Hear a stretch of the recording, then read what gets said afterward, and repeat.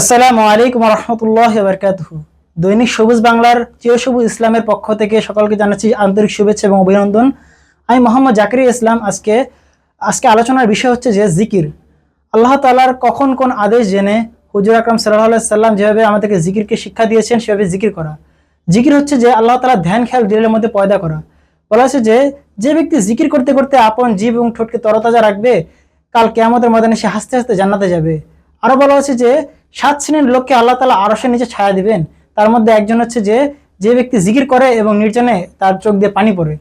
তো এরকম ভাবে জিকিরের অনেক ফজিলত রয়েছে। আল্লাহ তাআলা পবিত্র কোরআনে বলেছে যে উযকুরুল্লাহ যিকরান কাসীরা, তোমরা বেশি থেকে বেশি আল্লাহ তাআলা জিকির করো। আল্লাহ তাআলা পবিত্র কোরআনের মধ্যে অনেক জায়গাকে এই জিকিরের অনেক ফজিলত বলেছে। আর জিকিরের যে সকল মজলিসগুলো দুনিয়ার মধ্যে হয়, সেই সকল মজলিসগুলোকে ফেরেশতারা এরকম ভাবে ঘেরাও করে রাখে। তারা জিকিরকারীদের জন্য দোয়া করে, মাগফিরাত করে, রহম করে। আরো বলা হচ্ছে যে যদি কোনো ব্যক্তি এরকম জিকিরের মজলিসে যায়, সে যেন সেই জিকিরের মজলিস সহিভাবে বিচরণ করে, মানে সেইখান থেকে সে যাতে সহিভাবে জিকির করে এবং জিকির ভাবে যাতে আল্লাহ ধ্যান খেলে দিলের মধ্যে পয়দা হয়, সেভাবে যাতে সে আগ্রহ এবং চেষ্টা করে।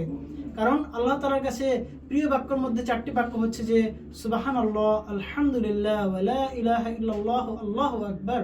এই 4টা আল্লাহ তাআলার কাছে প্রিয় বাক্য। আরো বলা হয়েছে যে রাসূলুল্লাহ সাল্লাল্লাহু আলাইহি সাল্লাম বলেছেন যে 2টি এমন বাক্য রয়েছে যেটা মিজানের পাল্লা অত্যন্ত ভারী হবে। সেই 2টি বাক্য হচ্ছে যে সুবহানাল্লাহ ওয়া বিহামদিহি সুবহানাল্লাহিল আযীম।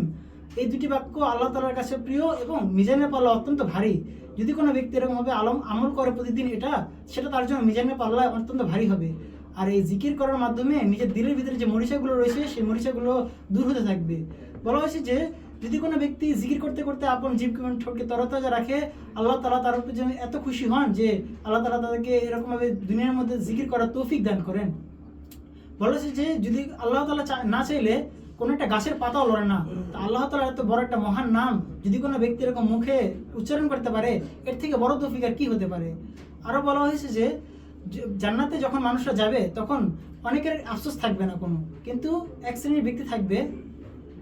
যখন মানুষ জান্নাতে যাওয়া হবে তখন একটা বিষয়ের মধ্যে আফসোস থাকবে যে ওই সময়টার জন্য যে সময়টা তারা জিকির ব্যতীত দুনিয়াতে কাটিয়েছে, অর্থাৎ তারা যদি একবার সুবহানাল্লাহ বলতো, তার জান্নাতের মাকামকে আল্লাহ তাআলা আরো উঁচা করে দিতেন। এরকম ভাবে যদি কোনো জান্নাতি ব্যক্তি অপর ব্যক্তিকে তাকায়, সে যদি দেখে যে তার থেকে তার অবস্থান আরো বেশি, তখন সে আল্লাহকে জিজ্ঞাসা করবে, ইয়া আল্লাহ, সে ভাইয়ের অবস্থান আমার থেকে বেশি কেমনে হলো? সে ভাই তো আমার সাথে দুনিয়াতে চলতো। তখন আল্লাহ তাআলা বলবে যে দেখো, তোমার এই ভাইটা তোমার চেয়ে একবার বেশি সুবহানাল্লাহ বলেছে, একবার বেশি আল্লাহর নাম জিকির এরকম করেছে, এজন্য তার মর্তবা আল্লাহ তাআলা এরকম ভাবে বাড়িয়ে দিয়েছে। তাই আমরা বেশি থেকে বেশি জিকির করব এবং এই জিকিরের লাভ এবং ফজিলত জন্য অপর ভাইকে দাওয়াত দেব এবং আল্লাহ তাআলার কাছে বেশি বেশি দোয়া করবো যে আল্লাহ তাআলা জিকির করার তৌফিক আপনি সকলকে দান করেন, আমাদেরকেও দান করেন। আমিন।